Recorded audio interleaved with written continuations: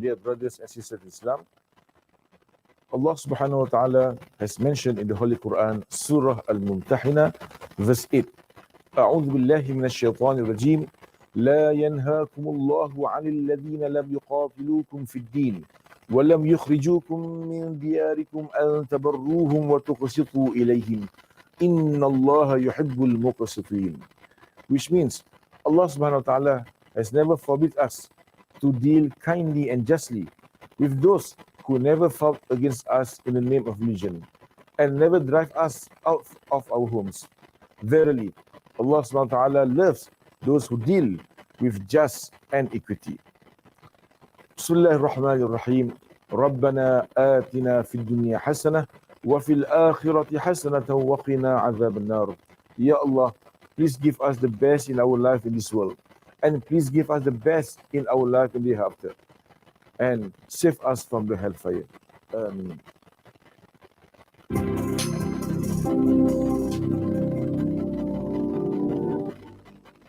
Peace be upon everyone.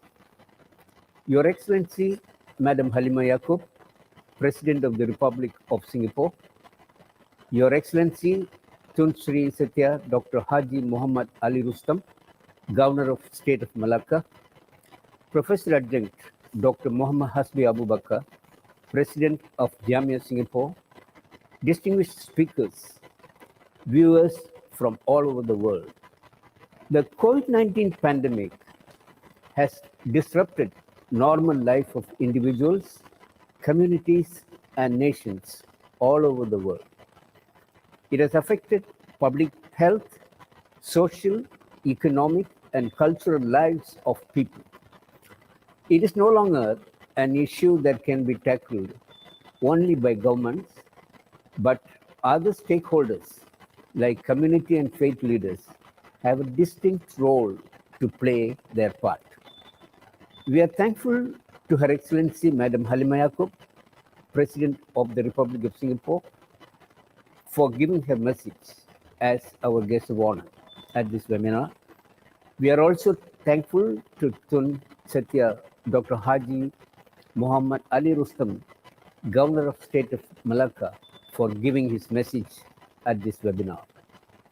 Also, we have a lineup of distinguished international speakers representing different faith communities, including faith leaders from Singapore, to share their thoughts on the theme of this webinar. Firstly, let me invite President of Jamiyah Singapore, Professor Adjunct Dr. Muhammad Hasbi Abu Bakar, to give his welcome remarks at this webinar. Dr. Muhammad Hasbi Abu Bakar, please.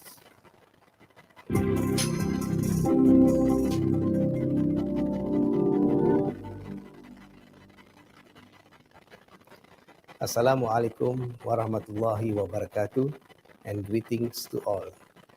Your Excellency, Madam Halima Yaqub, the President of the Republic of Singapore, distinguished speakers and participants of this virtual webinar.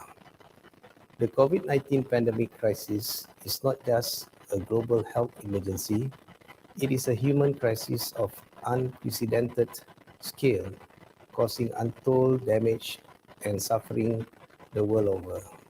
Every strand of the social and economic fabric of individuals, families, communities, and nations have been adversely affected.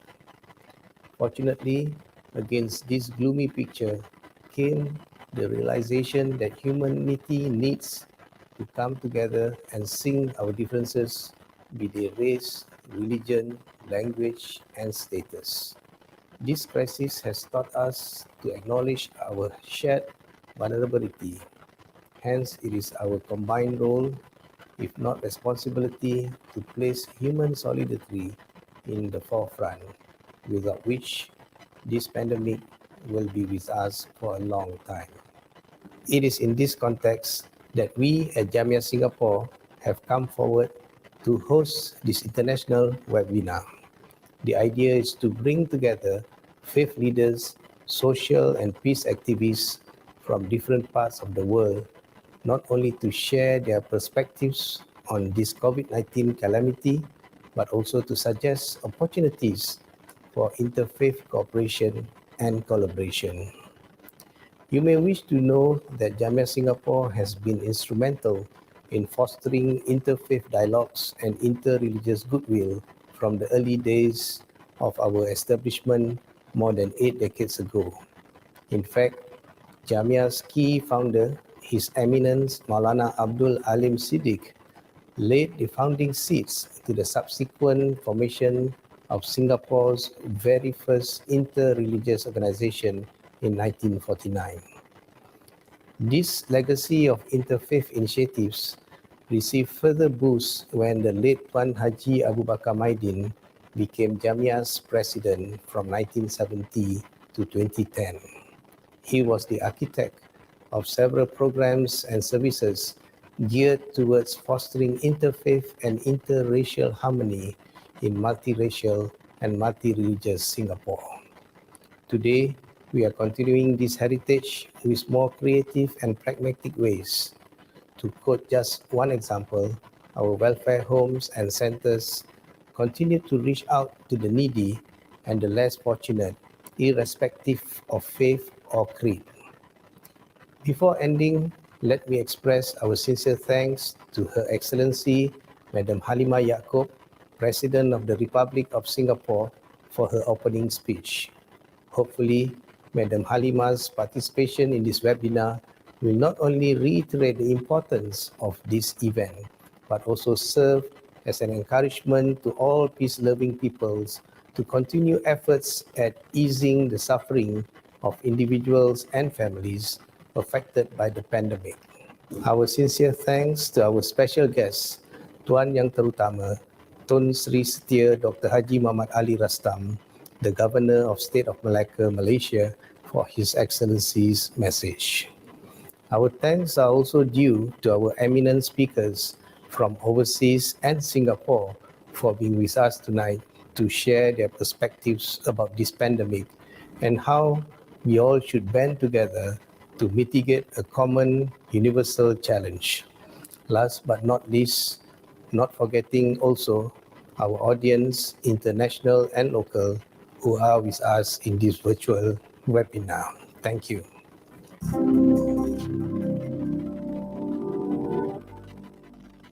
Thank you, President of Jamiyah, Professor Adjunct Dr. Muhammad Hasbi Abu Bakar. We will be hearing now the message from Her Excellency Madam Halimah Yaacob, President of the Republic of Singapore. Her Excellency, please.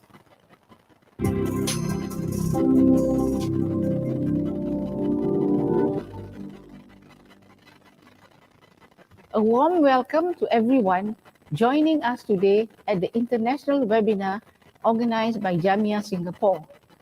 I am glad that this webinar involves faith leaders, scholars, and peace workers from across the world. The COVID-19 pandemic has no doubt disrupted our lives and livelihoods. In this time of uncertainty, it is natural for many to turn to their faith for strength and solace.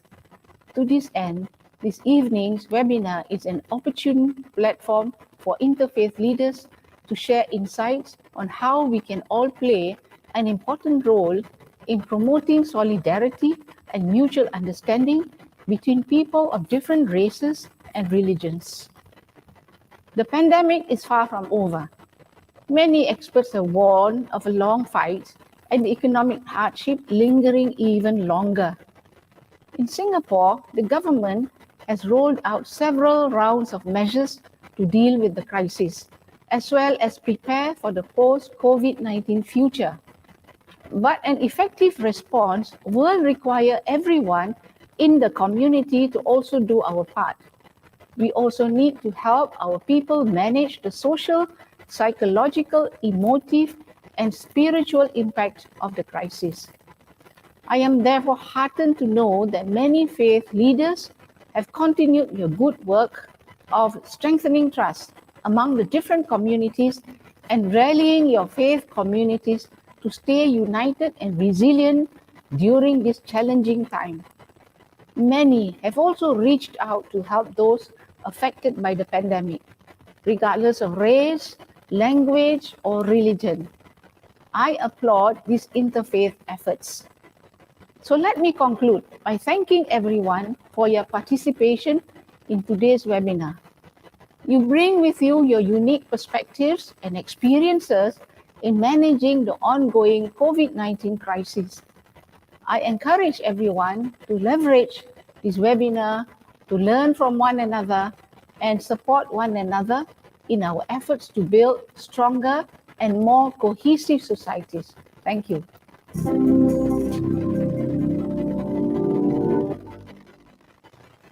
Thank you, Your Excellency.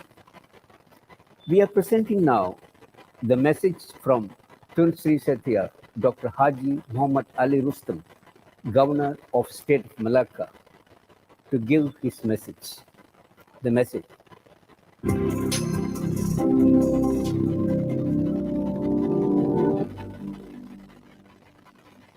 Assalamualaikum to all.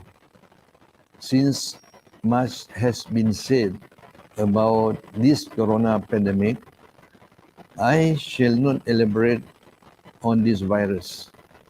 However, I wish to point out that despite laws and regulations to prevent its spread, such as the lockdowns and social distancing, and the compulsory wearing of masks, global trends indicate that the numbers of infection and deaths are bound to increase, maybe approaching 28 million and 1 million respectively. Even if an effective vaccine will be found in the next few months, it does not mean that it will be made readily available to many parts of the world any time soon. So, we have to prepare for the long haul. And here, our faith leaders, activists, and those concerned about this matter have a special role to perform. And I want to congratulate Jamiyah Singapore for alerting us about this important role that this category of leaders can and should play. So far, much has been said about the role of governments, politicians, economists, health professionals, and helpers, but little about faith leaders in all denominations and what they can offer in moments such as this. As we know, faith leaders in particular and peace activists in general are endowed with qualities and attributes that can be put to good use.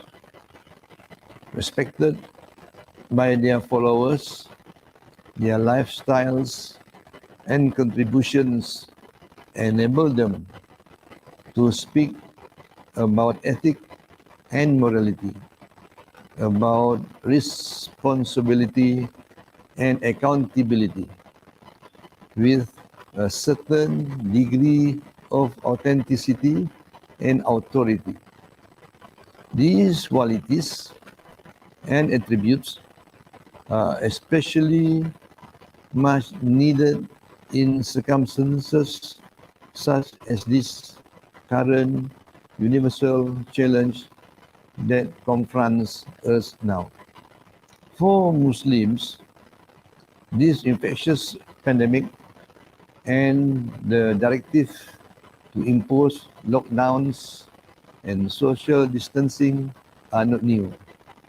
In Islamic history, including during the time of Prophet Muhammad, peace be with him, and with all prophets before him, other contagious diseases have occurred, and lockdowns and social distancing were imposed. As a result, the spread of the virus was successfully contained and finally resolved.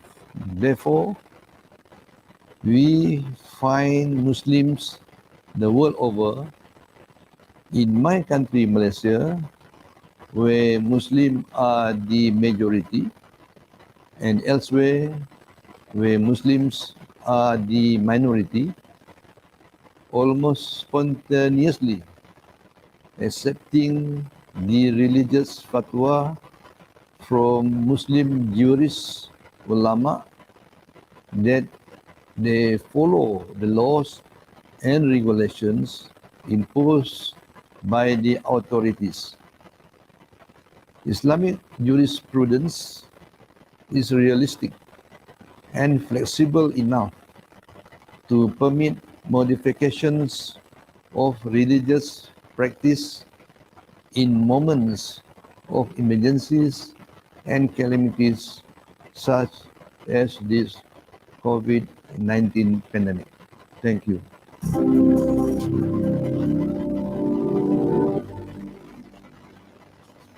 Thank you, Your Excellency.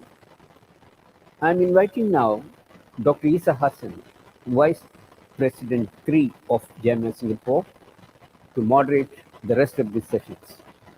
Dr. Isa Hassan is an eminent academic and researcher and is a supervisor of doctoral research scholars in a few reputed universities. Dr. Isa Hassan, the moderator.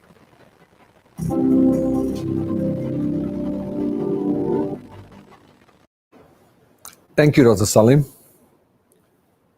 The main aim of this international webinar is to provide a platform for faith leaders and activists to share perspectives and experiences from the ongoing COVID-19 pandemic and the collaborative efforts that can be initiated to further cement interfaith understanding under such trying circumstances. There are two components of this webinar. The first part shall feature recorded interviews with the international speakers. The second part will be live and will feature local speakers who are active in interfaith work. These will then follow with a question and answer session. Allow me first to introduce the international speakers and the order of their presentation. The first international speaker is His Eminence Cardinal Miguel Angel Ayuso Guizot. His Eminence is the President of the Pontifical Council for Interreligious Dialogue, Vatican City. Among his many other official appointments, His Eminence is also the President of the Committee for Document on Human Fraternity for World Peace and Living Together. Following His Eminence's presentation, Dr. Marsha Hermansen will be presenting hers. Dr. Hermansen is the Director of the Islamic World Studies Program and Professor of Theology, Department of Loyola University, Chicago. Following her will be Dr. Christoph Stuckelberger. Dr. Stuckelberger is the founder and president of Global Ethics Foundation and Professor Emeritus at the University of Basel in Geneva. He will be followed by the presentation of Venerable Associate Professor Dr. Pramaha Hansa Damahaso. Dr. Pramaha is an Associate Professor of Buddhist Study at Maha Chulalongkorn Raja Vijayaraya University of Thailand. He is a specialist in conflict resolution and management. Mr. Suki Sivam will then present his speech. Mr. Sivam is an orator and author of several books on motivation. The last of our international speakers is Dr. T. Kamal Sharif. Dr. Kamal is the former Dean of MGR Medical University at Chennai in India, and he specializes in epidemiology of diseases. He has held several appointments in India and overseas. Now, let us view the video.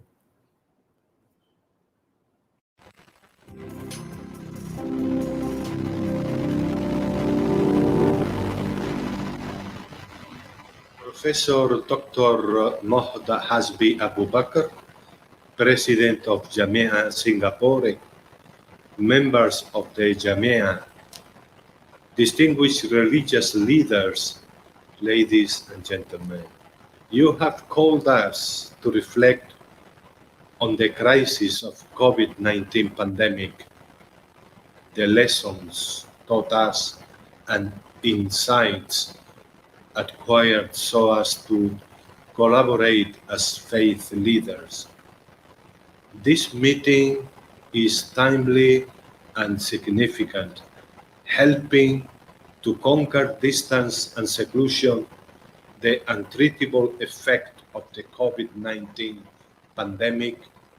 And so let us first offer a thoughtful prayer for all the victims of this pandemic and our solidarity with their families. The COVID-19 pandemic has affected all humanity.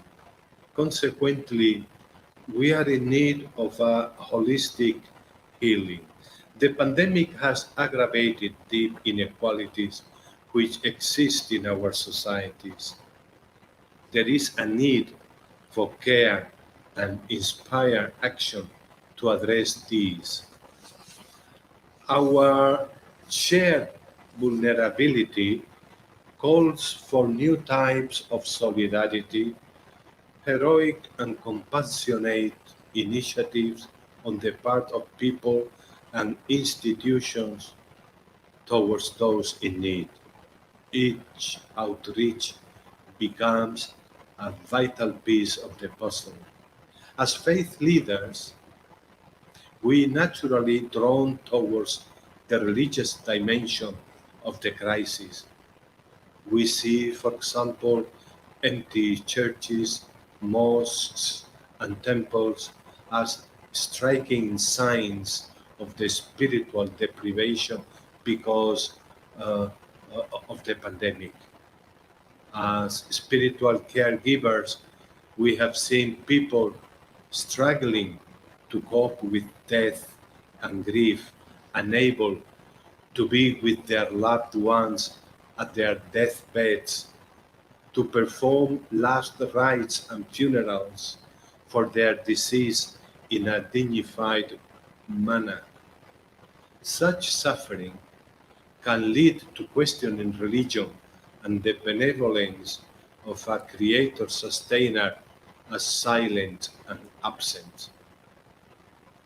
But we as people inspired and sustained by the hope, we find our respective religious traditions, our matchless contribution in addressing this crisis remain always hope, prayer, and solidarity. Firstly, hope. Hope because it fortifies the human will to go through difficult times.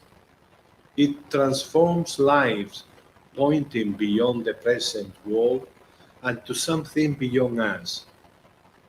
Throughout human history, religious hope has often inspired believers to care in love and compassion for those who suffer the tragedies of the human condition. Today, we need universal and shared ethical and spiritual values to inject a new hope into the pandemic-ravaged world.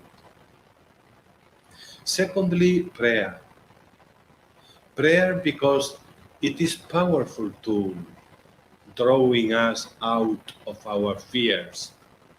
We call upon God, Father and Creator of all, in a prayer of universal brotherhood and for the good of all. Thirdly, solidarity. Solidarity because it is an opportunity to rethink our political, economic, and health systems. Here is the opportunity for we, faith leaders, to unite in initiatives to foster and support collaboration for the entire humanity. Pope Francis has often spoken of the pandemic and continuously called for collaborative interfaith initiatives. He encouraged our faith leaders to pray and to be together, signs of hope for a humanity stricken by the pandemic. Our collaboration can also expand to the education of values that will preserve a post-COVID-19 world from a culture of indifference, selfishness, and other social ills made visible by the pandemic. Serving a wounded world in interreligious solidarity is one such example, and this is a joint document published by the World Council of Churches and the Pontifical Council for Interreligious Dialogue that encourages Christians, believers of other religious traditions, and people of goodwill to reflect on the importance of interreligious solidarity in a world wounded by the COVID-19 pandemic. In summary, the COVID-19 pandemic has exposed our human frailty, the limits of our social structures to provide adequate solutions and deal with unforeseen similar crises, compounding rather than relieving the social malaise of our communities. In the face of such crises, how can we face serious questions about existence, the sense of life, and by so doing, encourage us to rediscover the treasures hidden in religions?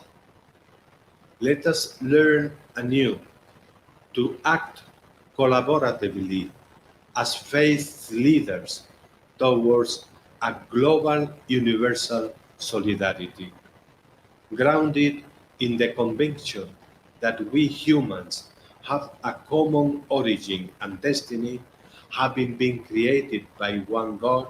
Let us become signs of hope rooted in the depths of our respective religious traditions. As Pope Francis reminds us, and I quote, the pandemic has revealed how vulnerable and interconnected we all are. If we do not take care of each other, starting with the least, those who are most affected, including creation, we cannot heal the world. Thank you.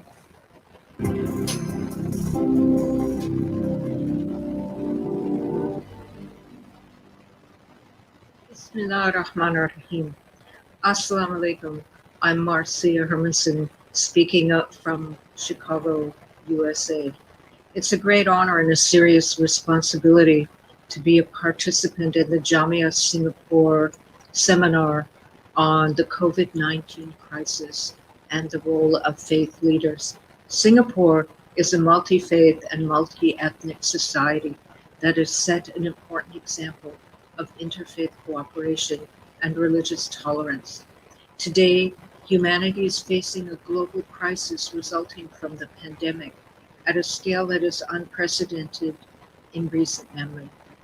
Of course, in the past, humanity has faced great plagues and tribulations, but in our age, the entire planet can be impacted at a highly accelerated rate with globalization, mobility, and information allowing the spread of toxicity to remote corners of the earth, and no borders can ultimately wall us off from one another and from the threats that confront us all. At times of such world crises, religions and their faith leaders are challenged to stand on the side of the good.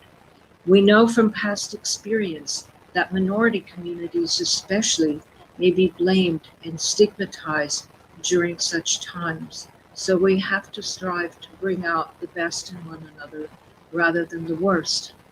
At such time, faith leaders are called on to play multiple roles.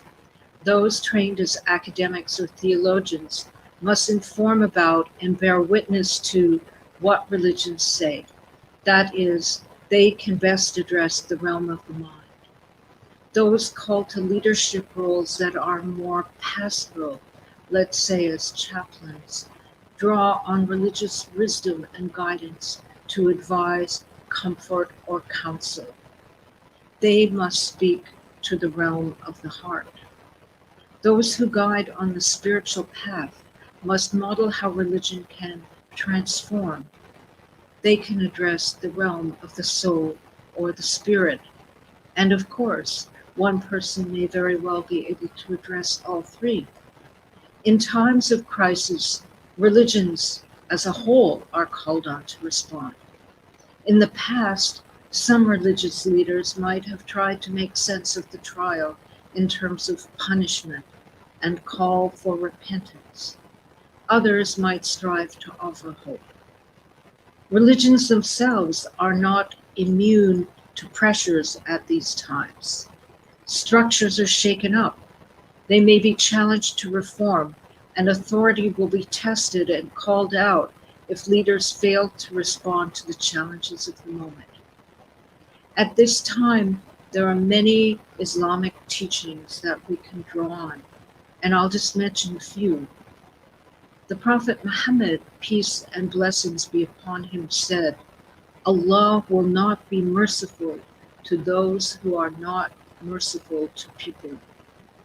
Islamic teachings and the example of the Prophet, peace be upon him, extend mercy, concern, and responsibility beyond our co-religionists to all members of the human family, and even to the animals and to nature as a whole.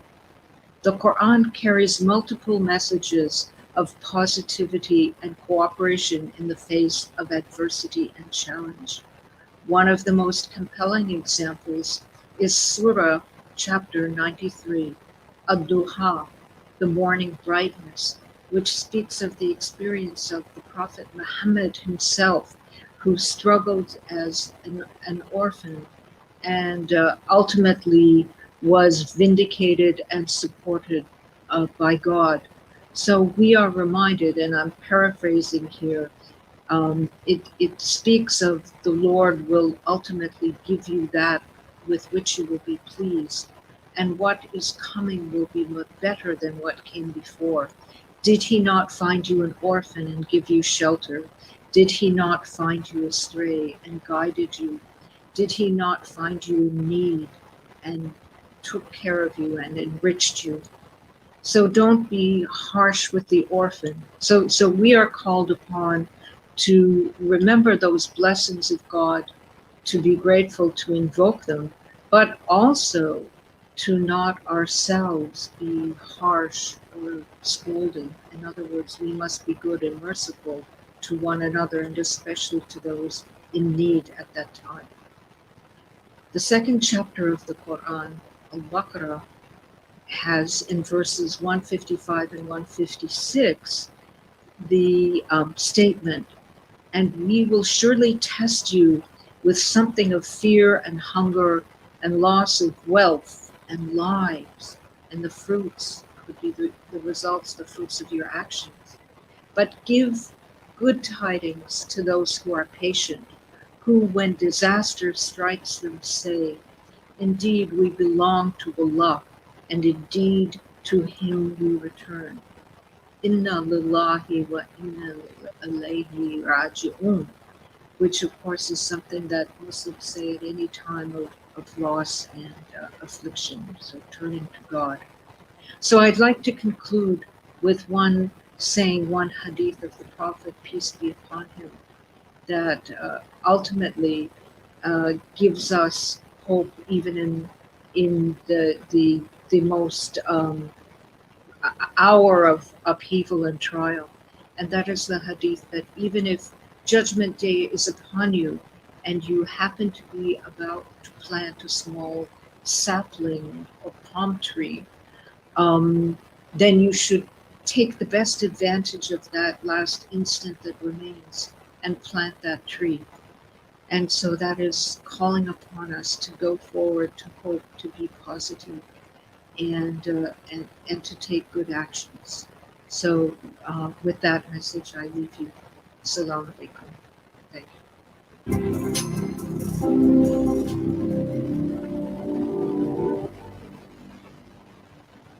Excellencies, colleagues, I would call you brothers and sisters in faith. I congratulate Jamiyah Singapore for this webinar under the leadership of Professor Abu Bakar. Thank you for inviting for a short message. I would like to call it Yes to Fundamental Values, Scientific Cooperation, Honesty and Integrity. This important event is in a period of COVID, which leads us all to very new challenges, and standing together in tackling these challenges.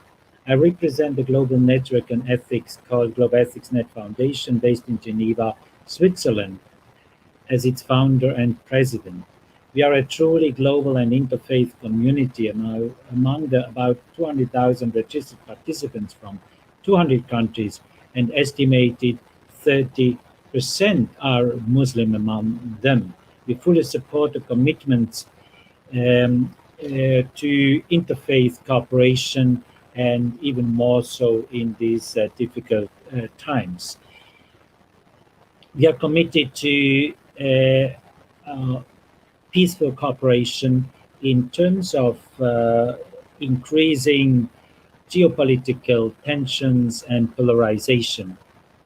Global Ethics Net, with its focus on ethics in higher education, links with the word ethics with the 6 values: E for empowerment, T for transformation, H for holistic approach, I for integrity, C for competence, and S for sustainability. Let me, in this few minutes, briefly mention 3 aspects of implementing universal values through responsible leadership of religious leaders in times of the current COVID pandemic. First of all, science and scientific cooperation. Some religious leaders and believers from all religions, really across religions, denied science and scientific cooperation with the argument that God alone can help in the pandemic. Of course, God is almighty and benevolent and is the force behind all that. But disrespect of governmental policies provoked a lot of infections, harm, and death in several continents. Science and faith are not opposite. That's my key message. Science can be an instrument of the Almighty and benevolent to serve humanity.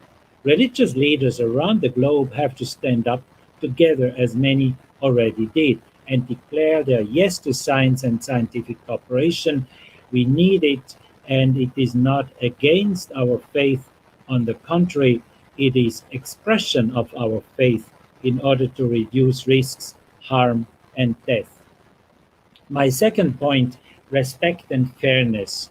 During the COVID pandemic, as during other pandemics in the history of humanity, uncertainty leads to conspiracy theories. Reason, the Muslims in India, the vulnerable groups, the Jewish in history have been accused of being the reason for the pandemic, and they are attacked as scapegoats. This violates human rights, human dignity, and the value of peace. Religious leaders around the globe have to stand up together against conspiracy theories and scapegoat attacks, and yet say yes to fairness, scientific honesty, and living with uncertainty by trusting in the divine Almighty. We are strengthened to deal with insecurity and uncertainty through our faith and trust in the divine. My third point, leadership with integrity. COVID-19 has clearly shown the difference between irresponsible and responsible leaders. Responsible leaders first care for their people, their lives, including economy and sustainable planning. Religious leaders around the globe together have to stand up together against the abuse of power for personal interests or for a hidden political agenda. We say yes to leaders with integrity, and religious leaders have to strengthen this integrity, this call for integrity. Global Ethics Net, as a global network on ethics, is committed to contribute to these goals, and we are happy to cooperate with all of goodwill in Singapore and around the globe. We offer our cooperation with Jamiyah Singapore as global network, and with all the others who are listening to this important webinar. I thank you very much for your efforts. We keep in touch, inshallah. Thank you.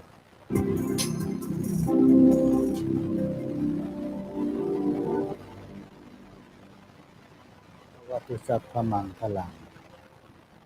May I convey the power of the Buddha, the Dhamma, and Sangha to all of you who are listening to me at this moment.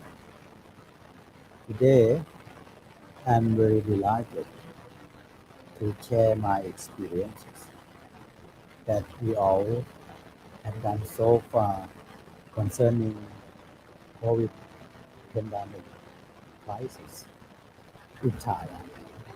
We help many hospitals send masks and face shield to the doctor.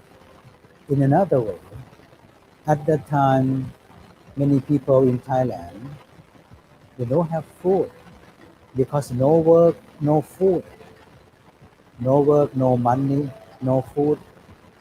So because of this, Thai Sangkaraja, สมเด็จอริยวงศากตายาน who are the leader of monks in Thailand, have policy to let all of monks in Thailand help many people everywhere. The thing we try to do is the way we try to heal their mind. What about their mind? Their mind still relate with COVID-19 all the time. Their mind think of COVID-19 all the time. Their fear, anxiety, depression. We try to inspire them all how to face their true fear. See, in order to understand fear that occur inside your mind, we bring temple to house because every people stay in their home. We call mindful home. Mindful home means bring monastery or temple to their home. Of course, at that time, I think that is just good time to bring their father, their mother, son, daughter to live together happily, peacefully, and mindfully inside their home. COVID-19 is like a bad thing, but in another way, COVID-19 gives you a chance to bring father to go far away every time. When they come back home again, it might be midnight. 1 week, they may have a chance to meet each other few minutes, few hours. Then father, mother have to go outside home again. No time to have lunch together, no time to talk together, no time to watch television together among their family. It's time to bring back mindfulness, true happiness to their family. One thing I would like to remind you for being here, many times, they always lose mindfulness. They always lose concentration. You might think that now situation is good. Don't care, don't fear. Then you will start working outside, go to the pub, go to the bar, go to public space. But you have to be careful all the time. The way you protect yourself, the way you care yourself, is the way you care people who live with you in society. The way you care yourself is the way you care other people. The way you love yourself is the way you love other people. Please take the best care of yourself in order to take the best care of the people in your society. Thank you very much. May the power of the Buddha, the power of the Dhamma and Sangha bless you all with true happiness, peace, and strong health forever. Thank you very much.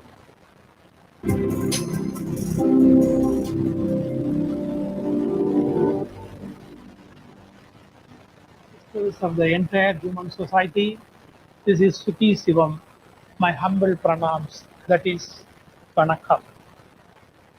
The world is witnessing a tough time. Humanity is haunted by the fear of disease and death.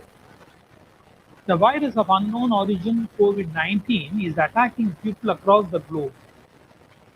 It does not distinguish between the rich and the poor, famous and the unknown, and old as well as the young. Its prevention and cure are the needs of this hour. Medical field is struggling hard to discover the right tools to achieve these two goals. People think that such medical solutions can emerge only from chemical laboratories.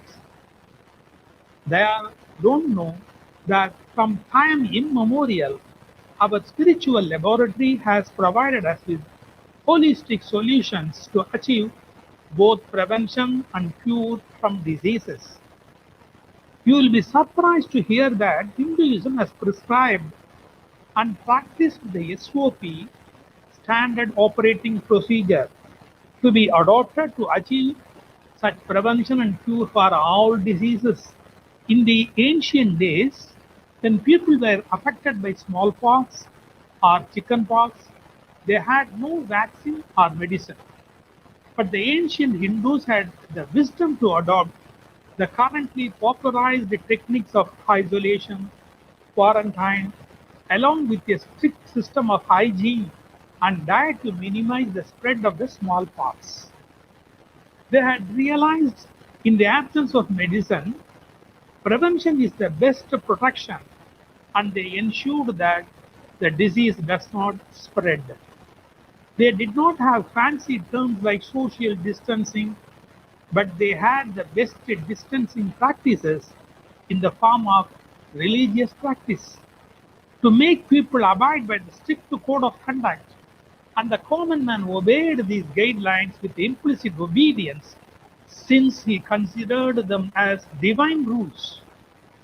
Hinduism is always referred to as a way of living, and it is referred not as a religion in the literal sense of the term. The early morning prayer offered to the sun god is referred to as Surya Namaskar, and now it is globally accepted as one of the best exercises to stimulate the biological system. For that matter, the system of bi-monthly fasting was routinely observed on the 11th day of the lunar cycle, referred to as Ekadasi, as a religious practice. The very same concept of fasting, science says fasting of 12 to 24 hours triggers autophagy. What was prescribed as a religious practice thousands of years ago was a basic health promotion exercise. Modern medicine talks in terms of neuro-linguistic programming.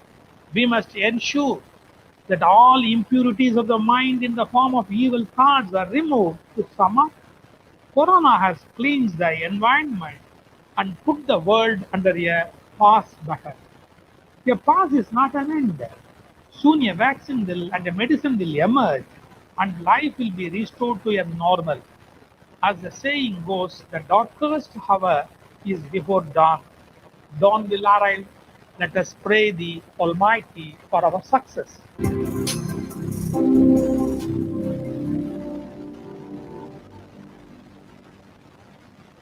Bismillahirrahmanirrahim. The COVID-19 pandemic crisis and the role of faith leaders is the topic of the day. My salams and Allah's blessings on both the organizers and the participants of this international webinar on COVID-19, the message of which is not only for its followers, namely Muslims, but for the whole humanity. The Prophet of Islam, may peace be upon him, was sent as a blessing for the whole humanity. Rahmatul lil Alameen and not as Rahmatul lil Muslimin. The COVID-19 pandemic is one of the worst crises since the beginning of the 21st century. People the world over have been affected and involved, irrespective of whichever region, country, or religion they belong. The deadly virus is not confined to any particular nation, religion, or race.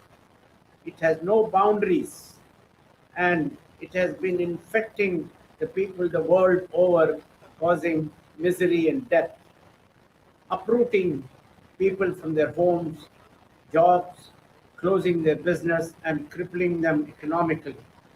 Every day, the cases seems to be rising, enveloping the whole humanity into a fear psychosis. The COVID-19 has been impacting every sphere of life with disastrous consequences the world over. People of different faiths have different views about the cause of this dreadful epidemic, apart from agreeing to the scientific cause and accepting its mode of transmission. Though the consequences of this pandemic is the same, each faith has its own explanation as regards its occurrence, and they are entitled to it. Muslims feel that this calamity is a test from Almighty, for it's mentioned in Quran, Surah Al-Ankabut, that Allah will definitely test believers. I quote, "Do people think that they will be left to say, we believe, and that they will not be tested?" Surah Ankabut, verse 2. The question arises here as to how does a Muslim react to the situation. They are advised not to despair or start blaming their fate. They should seek forgiveness, istighfar, and we have to constantly seek pardon from Allah, and surely He will provide a way out of this distress and anxiety. Those who are healthy and wealthy also have a role to play. It is necessary for them to lend a helping hand to those affected, irrespective of their faiths. It is here that the interfaith activities come into play. We have to coordinate with each other, faith leaders, and join them in planning a common and a coordinated approach to help those affected in such calamities as the pandemic COVID-19. Surah Al-Ma'idah, verse 2, I quote, it states, "Help one another in acts of piety and righteousness, and do not assist each other in acts of sinfulness and at transgression. And beware of Allah. Verily, Allah is severe in punishment." Unquote. By helping one another, we prove that we are not selfish and self-centered. We have seen people of different faiths coming forward with their own resources to help those affected by COVID-19. This is enough proof that humanity is one in times of crisis.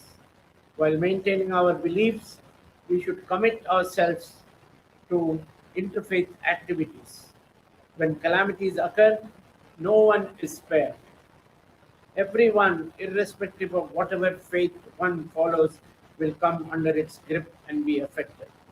The interfaith leaders have to work in perfect coordination and advise their followers not only to follow the rules and regulations, but also cooperate with the authorities in bringing the pandemic under control. This should be viewed as a God-given opportunity to work with other faith leaders for a common cause. What should be our response to the situation we are facing today? It has to be understood that humanity is involved in an unprecedented global pandemic, which is not only a crisis involving the health of the community, but also has far reaching consequences on the economy of the countries.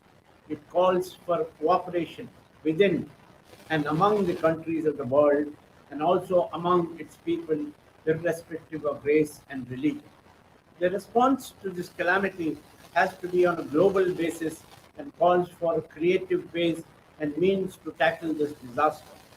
Cooperation between the countries is all the more important because of easy international travel. People moving from one country to another is commonplace today. So is the transmission of disease. A common code for travel has to be evolved with agreed restrictions in place so that the transmission of disease is curtailed. Faith leaders have a great role to play as humanity is interconnected and has a shared destiny. Interfaith solidarity is the need of the hour to fight this pandemic. They should give a clarion call for not only cooperation among all, but also guide the people to accept the scientific approach for diagnosis of the disease and also accept the restrictions imposed by the authorities to control the pandemic. Across the globe today, interfaith solidarity initiatives are being taken, and all of us have to accept and implement them to bring the pandemic under control. Our own experience during the pandemic has been very positive, with a number of people and organizations of different faiths joining together to reach out and help each other.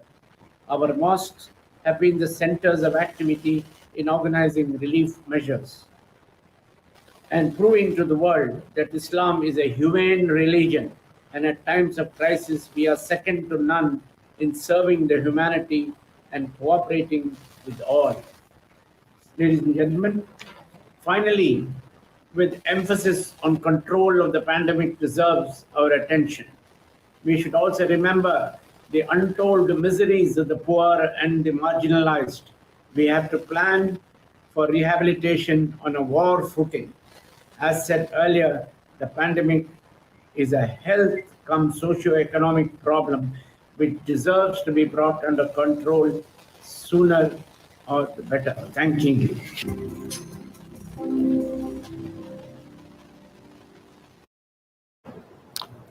I am pleased to introduce the four local speakers who will be speaking live from the Al Malik Faisal Hall at Jamiyah headquarters here in Singapore. Reverend Sister Teresa Xiao is the Executive Director of Canossaville Children and Community Services. She is also the Honorary Secretary, Interreligious Organization Singapore, as well as the Vice Chairperson, Catholic Council for Interreligious Dialogue. Next to Sister Teresa is Venerable Sek Kuan Ping, who is the President of Singapore Buddhist Federation. He is also a member of the Presidential Council for Religious Minority.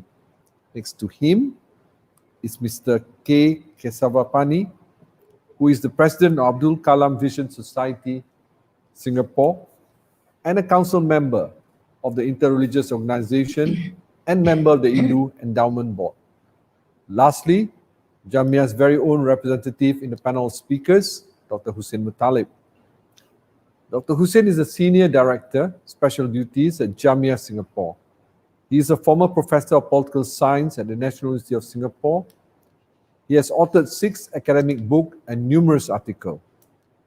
May I now, with pleasure, invite Sister Teresa to deliver her speech. Good evening, Professor Hasbi Abu Bakar, ladies and gentlemen. The pandemic is taking a toll on the world in every way.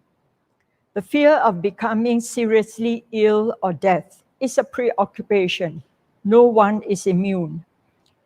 We are threatened by an enemy that we cannot identify because it is invisible. We need one another to stop feeding this virus by keeping a certain distance. We choose isolation to help one another stay healthy. But we are not alone or isolated. We're in solidarity with one another. While we become more separate, we become more close in our thoughts, our concerns, and our prayers. We are still living in community. We need to observe the space respectfully between us and not live in fear. This is a time we learn to uphold the sacredness of life, that in this space and distance, we sustain life. We care for one another without treading on the right to his or her space. It is mutual respect for one another. We become more mindful of our vulnerability. In the midst of fear, hope is also real. During the lockdown, as religious leaders, we begin to lead a more contemplative life. We learn to slow down and make time for our own community. We start to distinguish between what is essential and non-essential. We begin to realize that we need to care also for ourselves, even as we reach out to those in need. While the economy is suffering, there is also more sharing. We spend time with those who are frail. We have more time ministering to those families that suffer the ill effects of the pandemic. Despite the distance, we reach out through Zoom, phones, and social media. Technology has also helped us as religious across the world to experience closeness. As religious, we learn to embrace technology during this time of the pandemic to reach out to those in need. During this pandemic, we learn to let go of our ideas and work together with others regardless of religions. Fundamentally, we need to care for each other. When churches, mosques, temples were closed, we realized religion is more than just buildings. While the physical space is a consolation, awareness of God in our midst has grown and is more important. God lives in our home and in the lives of the people around us. There is something invisible, something that binds us, not the fear of the virus. No, there is a higher power that religious people recognize as God or the divine. The pandemic reminds us that we are creation. We are stewards of the world's resources, not owners, not masters. We are created for a purpose, and our existence in the world is to make the world a better place. During this pandemic, as religious, we put down our differences, our pride, and our work, and we work together to help God's people live with hope. We need to live and work humbly, put down our differing views, and unite as one human family. We need to embrace humanity as one. We need to live in solidarity. As religious, my community does not work alone.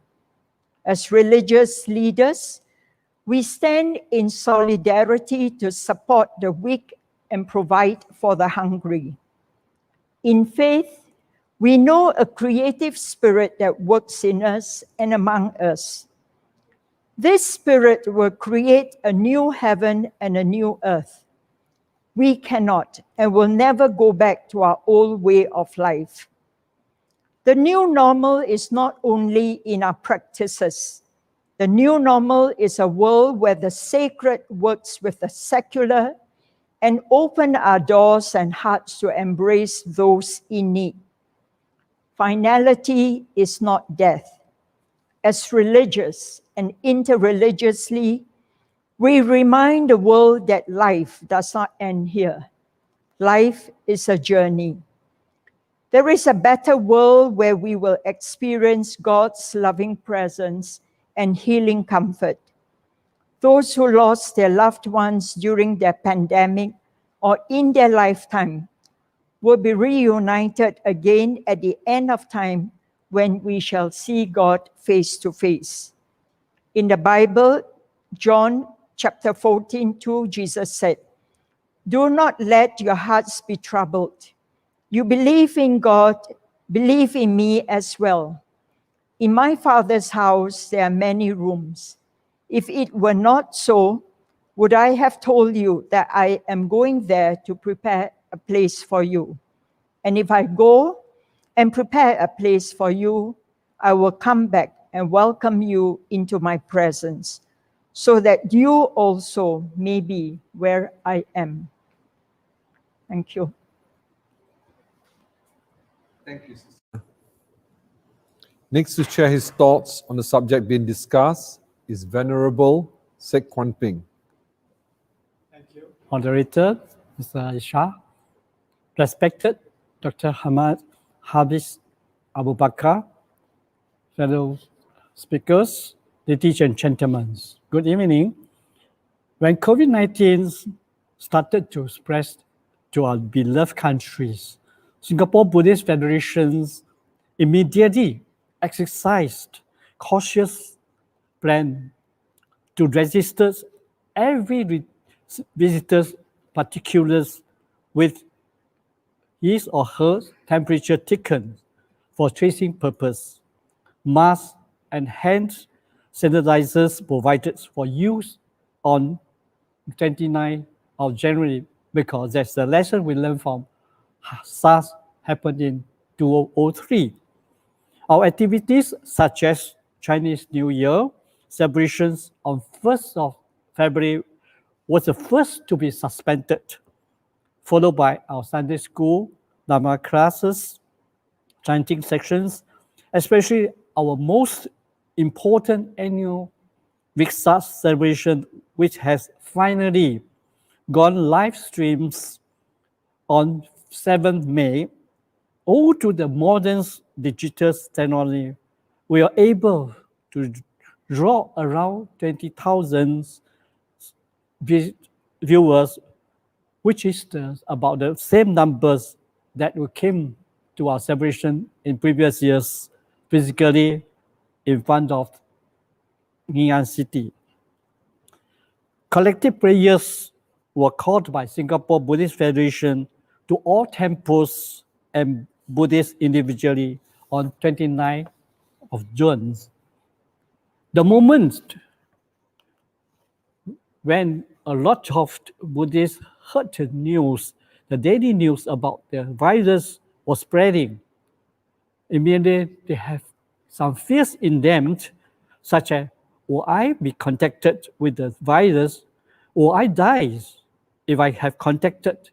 As the virus is invisible, which can transmit it to others even in his incubation period, when I can be back to temple for activities.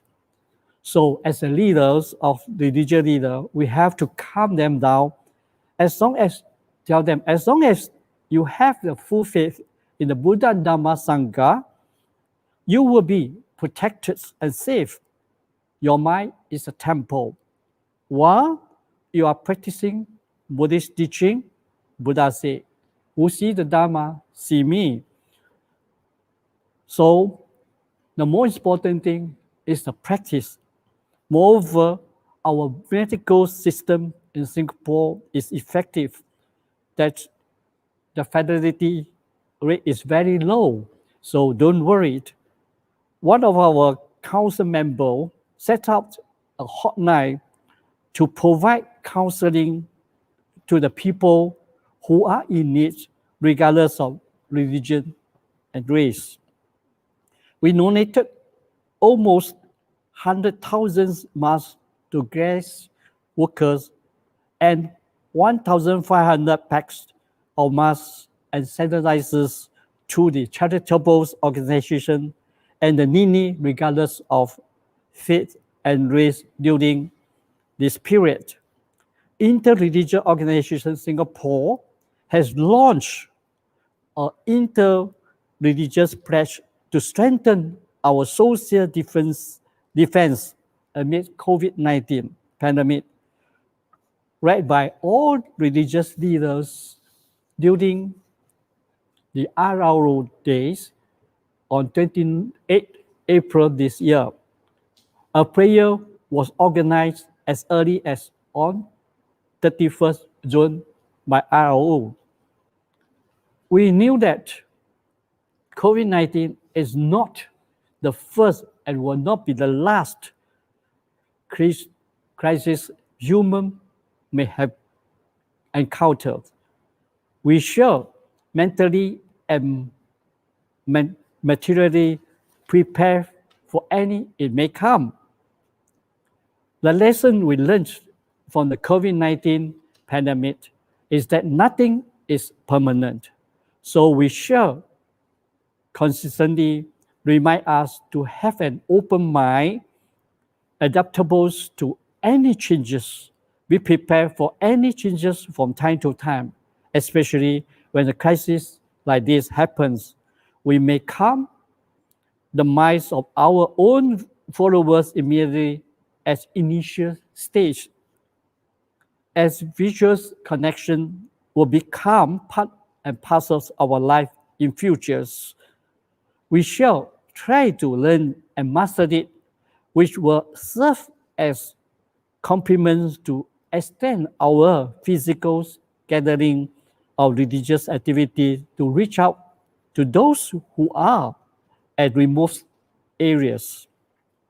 With the use of modern digital technology, we can be better connected between different religions to share our information related to the crisis, provide assistance to each other in need among the peoples of different faiths in future crises.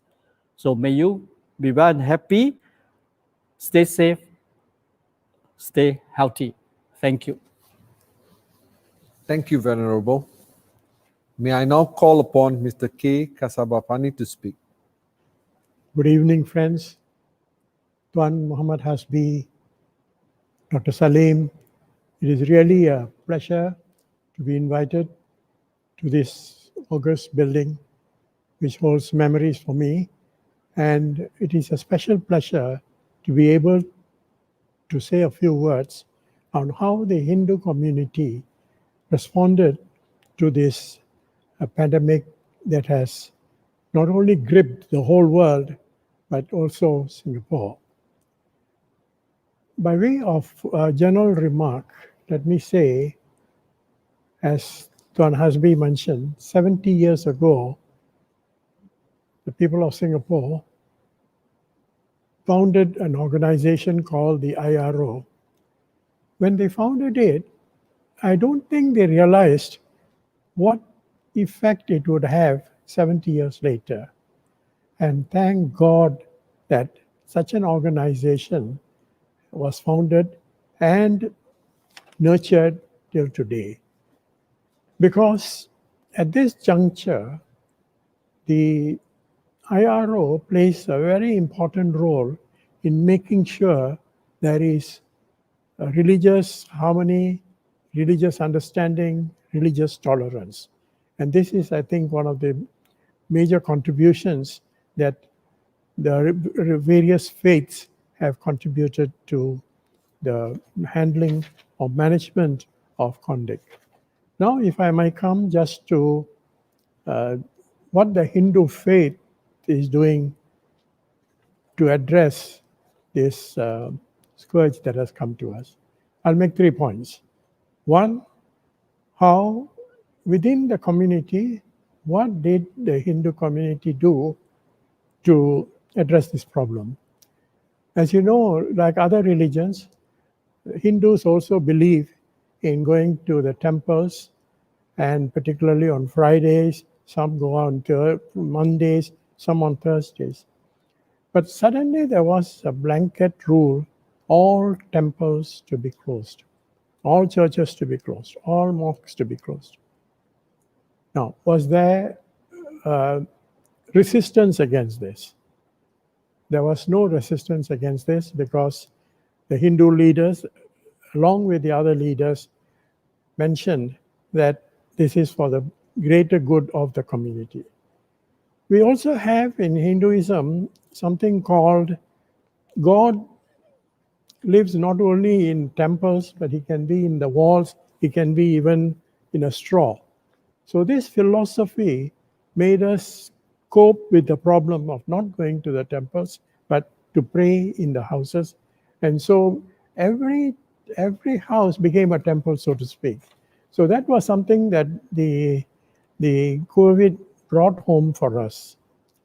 Secondly, together with other religious organizations, we, as Reverend said, we brought together all the temples in Singapore at the Hindu Endowment Board, and we gave them PPEs, the personal protection, masks, and everything. So this went a long way to make sure that the people are protected. But it was not just related just to the Hindus, but anybody who would want to come and get it. Thirdly, we made sure that anybody who wants food would be able to go to the temples and have a meal and suffice. So nobody is left hungry. Secondly, cooperating with the other religious faiths was very important to us, and we made sure that we did this. We also did one thing, because we have a lot of street processions, like Thaipusam and this, that, and all that. But we made it a point, self-discipline, we said, no, this year we will not have this particular procession. So that was, I think, our contribution to the safety of Singaporeans. Thirdly, how the Hindu community contributed to the well-being of the whole of what the government's efforts were. And I think we also came forward in various means to contribute and make sure that the whole of the community. Finally, I want to say, for me, COVID-19 has also the pluses in it. As Sister Teresa said, it made us reflect. It made us aware of the environment, the damage that people are doing to the environment. It made us people, there were the poor, the needy. Now, these people must be protected. So these are some new things that, needed to be done, and COVID gave us a breather. Rather than rush headlong into economic prosperity, this, that, and all, we went back to our roots and said, yes, there are other lives, there are other things to think of, and that we must attend to. Thank you very much. Thank you, Mr. Kasabah Pani. Now is the turn of Dr. Hussein Muttalib. Dr. Hussein, please. Assalamu alaikum and greetings to all. Let me just expand on the philosophical and spiritual dimensions of the issue that we are talking about today, some of which have been raised by the speakers, both international and local. The first issue relates to the relationship between faith and science.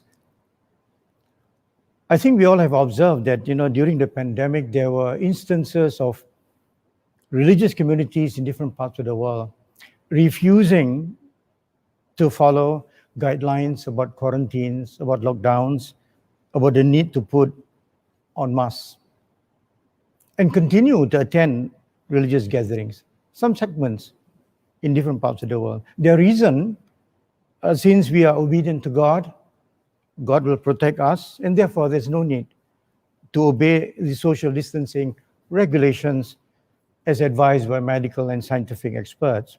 The result, of course, we all know. The virus really became viral and spread like wildfire.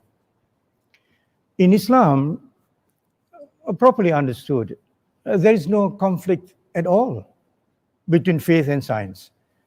Islamic religious practices are allowed to be adapted, in fact, change fundamentally,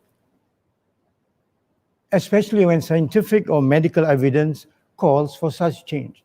That's the flexibility and elasticity of the religion.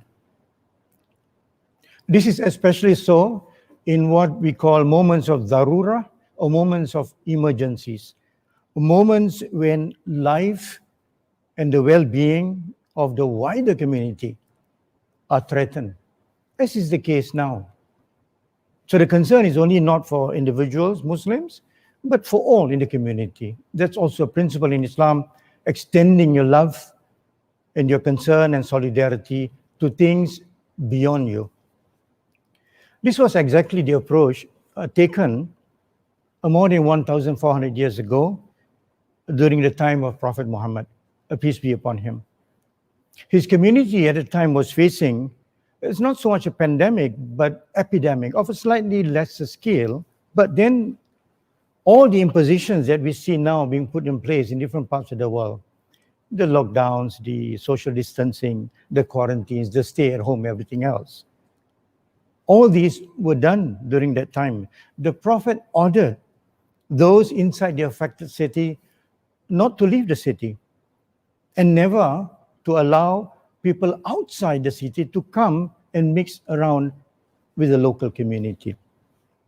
And finally, as history recorded it, the virus was resolved, mitigated, and things reached its stability. That's one issue I thought we can reflect on this topic about the roles of religious leaders in moments of crisis like this pandemic. The second issue that I think probably we can talk about, and this is more directly related to faith leaders in crisis moments, this is where I think the present gap in the global approach to try to mitigate this crisis can be taken up effectively by religious communities and religious leaders all over the world. Therefore, if you can do this, then the support which needed to be more comprehensive, more holistic to all inflicted individuals and families can be taken care of in a better way. This is, I think, possible because religious leaders are equipped with the mandate, and I would argue they have the religious legitimacy, not only to talk about issues of morality and adopt a higher moral ground in telling their own brethren, but also to soothe the psychosocial, the emotional yearnings of those affected. And these, in most cases, religious leaders of all religions, including Islam definitely, prayers are not underestimated. I say this because the focus has been more on physical well-being, the focus has been more on material welfare to help the needy. For sure, feeding the mouth of sufferers is indeed important. We must acknowledge this. So too with rendering help to the unemployed so that they can turn in feed their families and their loved ones. But those who are hospitalized under ventilators and fighting for their lives, or have family members who pass away because of the virus, or experience a troubling sense of enemy and helplessness, they require something different. They require faith leaders to feed their wounded heart and soul. In moments of severe illnesses and diseases, one can argue that the human body needs more than just medicine, but doses of religious, spiritual, divine intervention. Before I end, maybe, perhaps by way of offering a few possible ways of collaborating, and I'm limiting here to local collaboration, which may be more practical. First, even if this pandemic is solved in the near future, other pandemics will appear. And thus, faith groups should begin to meet up and discuss ways and means to prepare for this. So when, not if, It recurs. We already have the goodwill, the understanding, the infrastructure and resources, hardware and software to deal and to act in unison. Second, faith leaders should correct and put to rest the insular mindset or psyche among segments of their own religious communities that we should only help our own kind, our own brothers and sisters of the same faith. This must be corrected. And finally, in thinking about this collaboration, we do not have to reinvent the wheel. Some of these interfaith projects are already in place, such as collaboration in collecting funds or sending teams to areas that require such help. We only need to ensure that the systems and processes are upgraded and are ready to act when the hour strikes. Thank you so much. My thanks to all the 4 speakers. When we first mentioned that we will be organizing this webinar, we invited our viewers to pose questions to the speakers. We have received several questions. I will now direct some of them to each of the 4 speakers.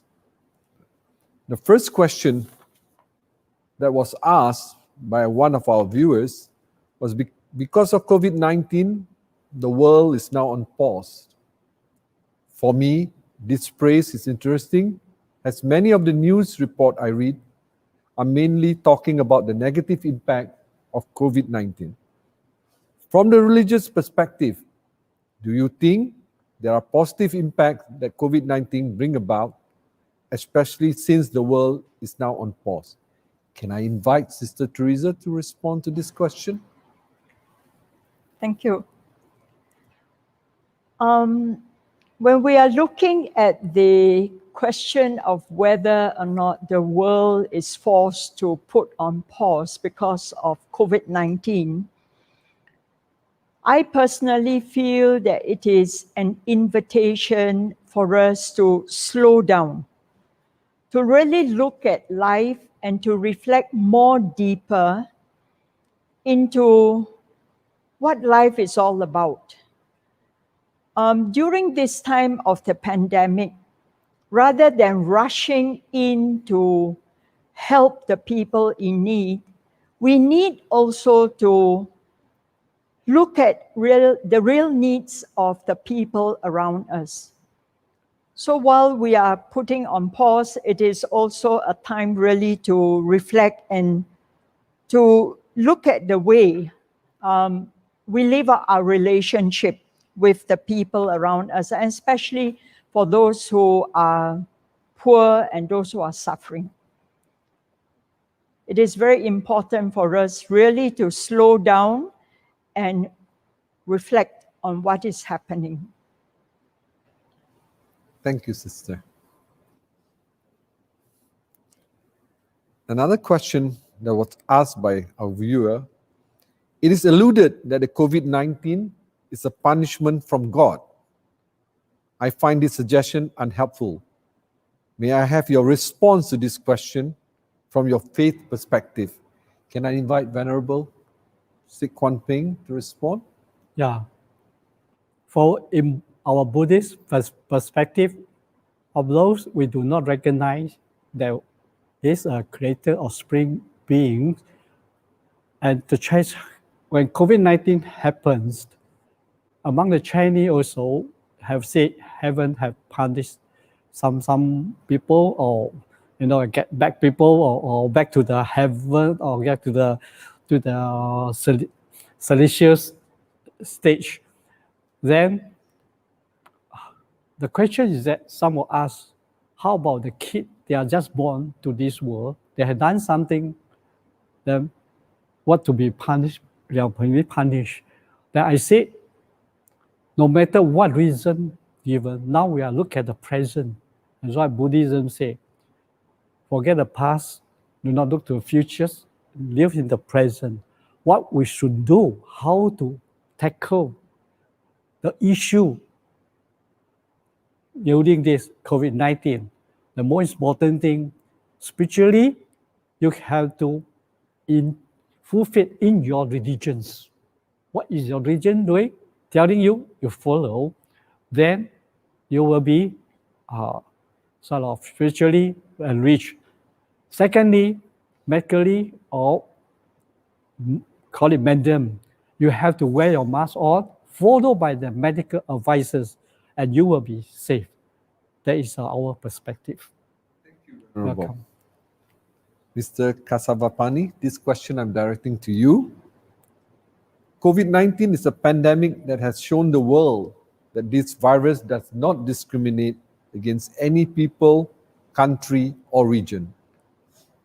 What I find scary is the racist reaction against certain groups of people. What specific step, the viewer asks, that we can all take to prevent such racist innuendos and instead spread solidarity amongst us all? Whether we like it or not, we have become a globalized society. When we take globalized society, there are pros and cons. All this while, we have taken the pros of it because it allows free flow of trade, free flow of finance, etc. But when it comes to negative, then, epidemics like this come, straight away we say it's bad. It cannot be bad. But since it has come, we have to come together and work under an umbrella. And the best umbrella I can find is the World Health Organization, because it has 170 countries in it.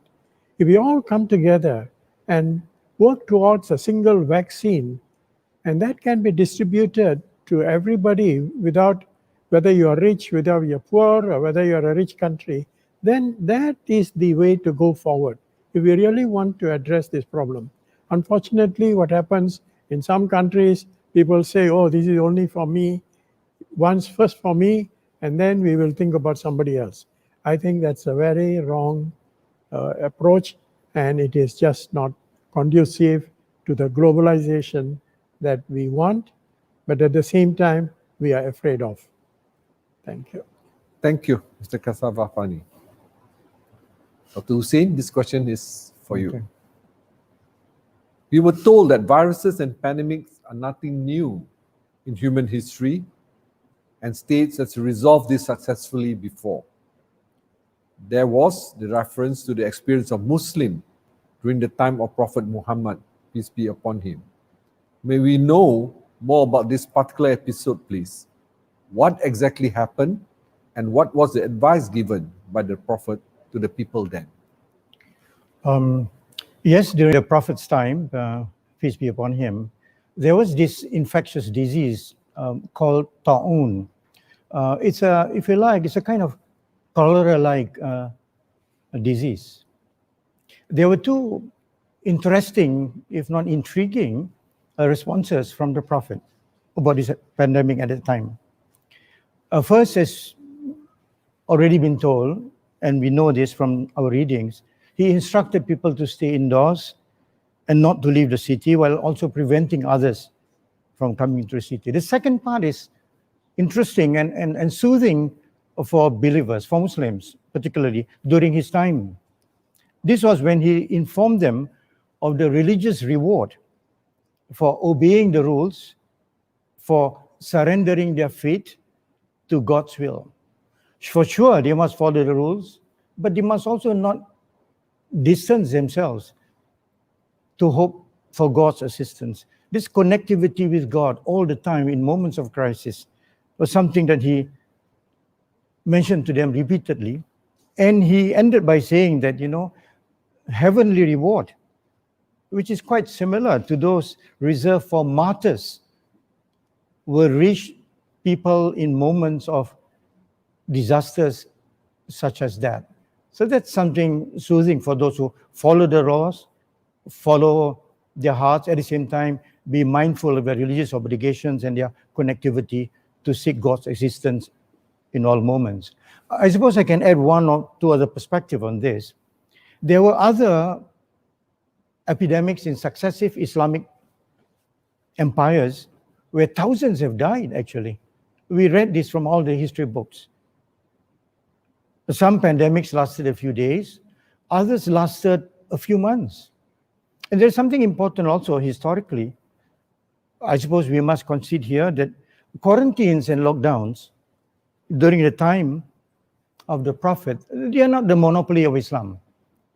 The history books will tell us and have told us that this was actually an ancient practice. Even during the time of the Romans, Athens, for instance, quarantined ships carrying infected sailors and crew from disembarking in the ports. First for 30 days and then later for 40 days, just to be on the safer side, because of the realization that the epidemic at that time will come and may stay there for a certain period of time, so that if it does come again, then that additional 10 days, from 30 to 40 days, should be sufficient insurance to prepare and prevent the spread from reaching to the people. So I think that's something probably we can contribute to talk about, a little bit more about the story of the Prophet and the time of the pandemic. Thank you, Dr. Hussein. This particular question was posted on our Facebook, and I'm directing it to Mr. K. Kasavapani, please. In this relative circular Singapore, share with us one area where you would like to see the government and IRO to do more to build upon the interfaith relation and programs.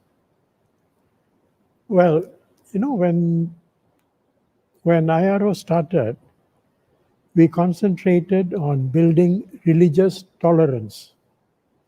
You tolerate me, I tolerate you. And so that was the ambition that we had.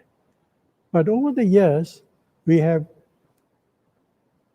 moved forward to religious understanding. So that is a very huge step that we have taken. And I think here, the IRO can work with the government through various circles. They have various circles. So through that, we can promote greater understanding. Tolerance, of course, is necessary, but tolerance is not enough. So we should go a further step. And I think we have our patron, ESM Go, who is very keen to see this process of IRO and the government moving forward this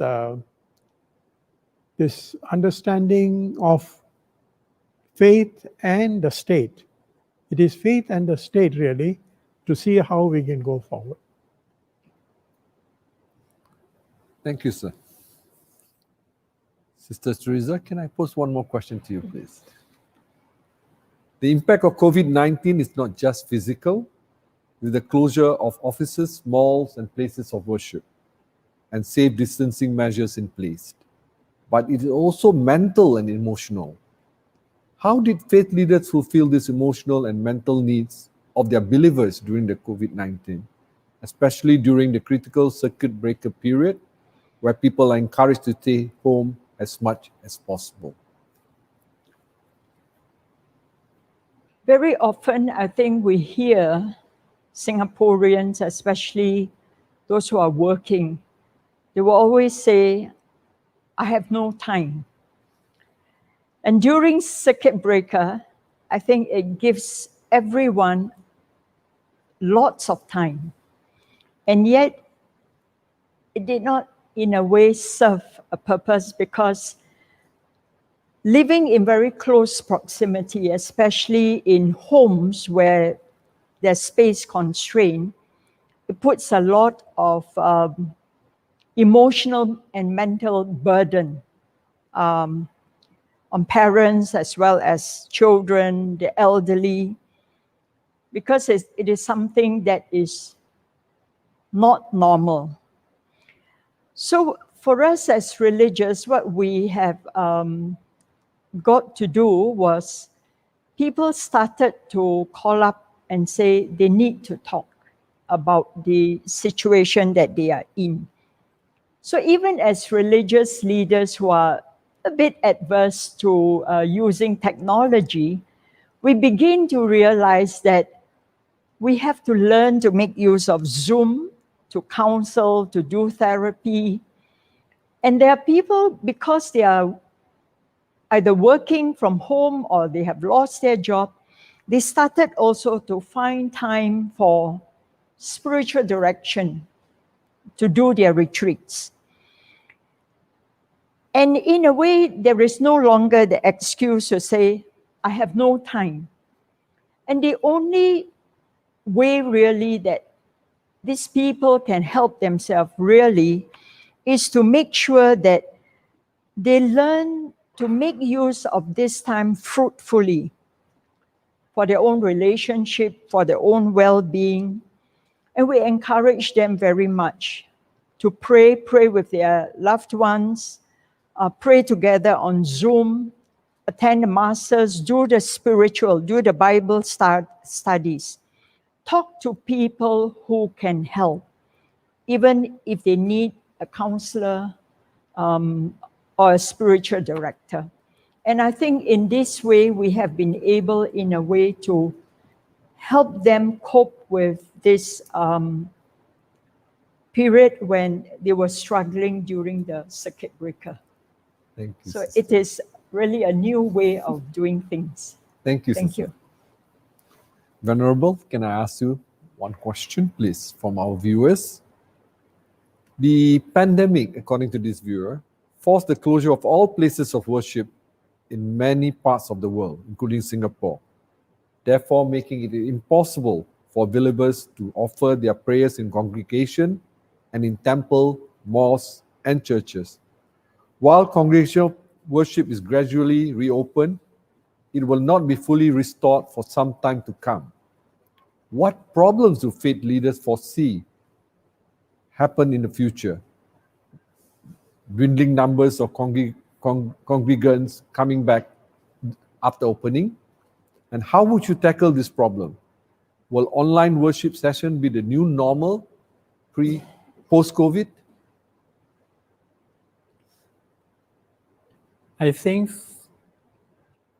post-COVID, people would like to have physical attending those chanting sections, or we call Dharma classes, because that will bring the intimacies together. They want to see friends each other. I think for the visual is temporary, but as what I say in my speech just now, it will become part or parcels of our life. It serves as a complement way to our physical assembly, because physical assembly is still important. I think COVID-19 will not last long. It will go away one day. So life will be back to normal. The digital transmission will serve a complement to reach out to those who are in the remote area. They cannot be physical and cannot be substituted with this. Thank you, Venerable. A very quick response from Dr. Hussein to this question. The pandemic has radically changed the religious lives of all believers. For Muslim, not only were places of worship, the mosque became out of bound, obligatory and praiseworthy religious practice, such as the weekly Friday prayers, the Muslim New Year, and communal breaking of fast together during Ramadan, were all cancelled. What and how did religious leaders explain and successfully persuaded their followers to abide by these harsh and never done before rules and prohibition in Singapore? A very quick response to this. Of course, I can only limit my response to what I perceive as the reactions of Muslim religious leaders, and I hope to be very objective about this. It must be really a testing time for them. It's not easy, we know this. I suppose that, there have been in the initial stages, people who are very unhappy, very confused when mosques are closed. This is so natural, and I think one can appreciate that.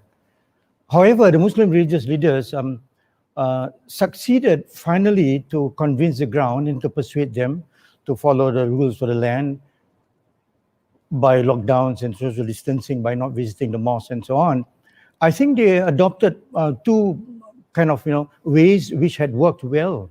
One is they employed this important Islamic principle that in moments of emergencies, in moments where the welfare of the wider common good are affected, then Islamic jurisprudence must be adaptable to that new moments, particularly if it is proven medically by the scientific and medical community of the dangers of the life that will be threatened by not following those things. So that's one thing which they did.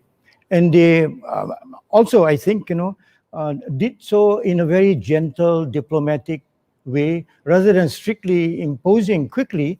They went on a program to explain the details, the rationale, why this is necessary.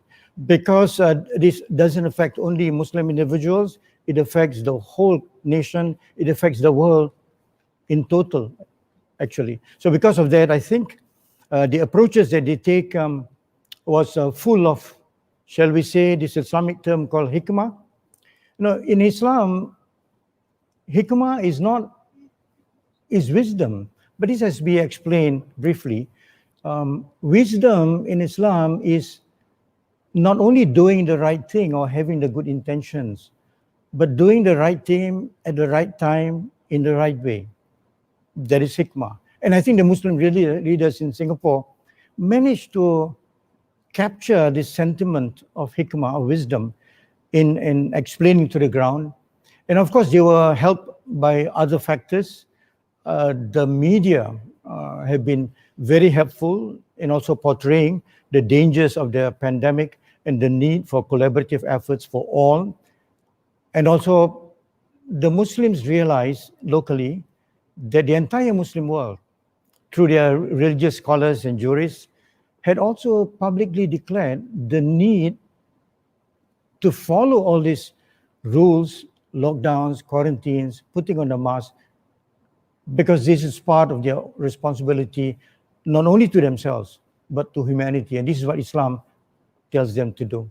So I think all this combination of factors help the Muslim leaders to explain to the ground from the original hesitation and confusion to something which they have accepted willingly. Thank you very, very much. I have more questions than I have time. So unfortunately, the question and answer session has to stop at this juncture. Thank you very, very much for responding to our viewers' question. Now, I would like to ask each and every one of you individually for your concluding remarks. As a takeaway for our viewers, starting with Dr. Hussein, in reverse order. Dr. Hussein, please. Well, let's begin by saying that in all probability, this pandemic could be a long-drawn malaise. We must all temper public expectations of the return to normalcy very soon. Of course, the pandemic is not new. We have heard Ebola, MERS, SARS in recent memory. But, and this is an important but, I think, this COVID-19 is very different.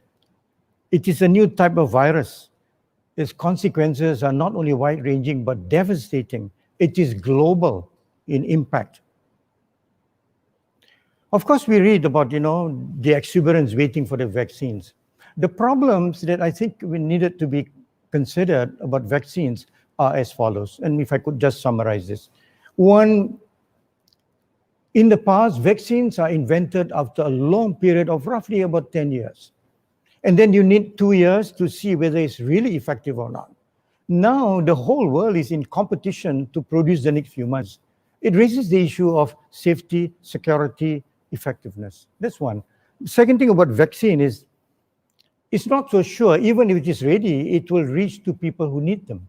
Poor countries, poor people, without the money and the funding, may not be able to get on with the vaccine. And finally, about vaccine, we must not forget vaccine can mutate. When they mutate new forms, there'll be new vaccine required, and the whole process is required. Let me just mention one final thing about this whole theme that we are talking about. And that is to say that human beings are not the only living creature in this wide universe and in this beautiful planet. We are vulnerable. We depend on each other. Whatever we do has a reaction, if not retaliation, from other groups and other things in the environment and biosphere. So I think we must realize that and be very humble to accept responsibility, accept accountability. So if we can do that with a good approach, everybody will benefit. Humanity will benefit, and hopefully this virus will come and go. As in the Holy Quran, it's mentioned that, أعوذ بالله من الشيطان الرجيم فإن مع العسر يسرا إن مع العسر يسرا. Thank you very much. Thank you, Zulsin. Mr. Kasafapani, please. Matt, I can't help but be positive. And by being positive, I mean sooner or later, this epidemic will run its course. Meanwhile, we have to prepare ourselves. We have to make sure the poor, the underprivileged are not left behind. Whatever and however we can help the underprivileged, the underclass, that is what we should concentrate.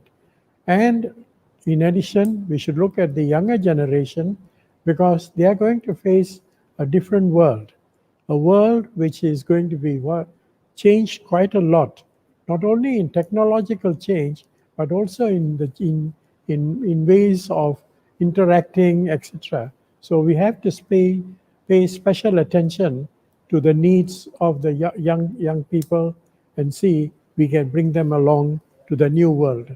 Thank you. Thank you. Venerable, your thoughts, please. I think this pandemic have given us a very good test, a test to ourselves, how patient we are, adaptability, and our temper also, because we are not living alone. We are living together with others, your friends, your family, your relative.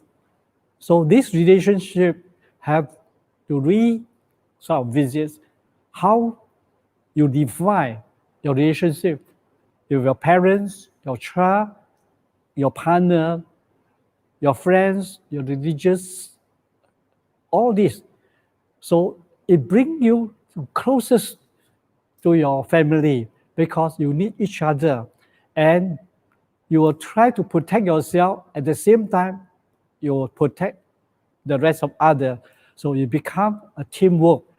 And derived from here or further from here, all religions are one to each other. We are living together. So we are sharing the same suffering, we are same situation. So how can we do together, even we have a different belief in ourselves, but we are working together to have a peaceful, to a healthy country, environment for us to live on. Thank you, Venerable. Sister, your thoughts? During this period of the COVID-19 and with the circuit breaker in place, so much have been said about the work that the frontline workers were doing, taking care of the sick, exposing themselves to the virus. And so much appreciation was given by everyone here in Singapore.